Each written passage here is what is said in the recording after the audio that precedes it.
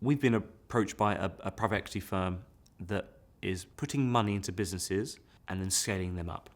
So you've got the group business.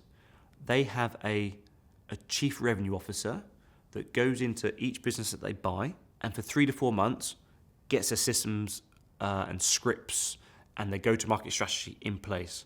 They then lean on us to put in Pipedrive, implement and train and ensure adoption longer term. He then comes out of that business, goes into another business. He builds out the scripts. He builds out the go-to-market plan. We then come in, put in the systems. They buy the system through us. We do what we call a Launchpad implementation program. We then train the team how to use it. We then support them long-term as a fractional CRM manager with our aftercare plans and repeat and repeat and repeat. So for him, he has one job to do. He doesn't have to, across the business, they don't need to find a Pipedrive expert that's going to be a system implementer, training, support across the growing group.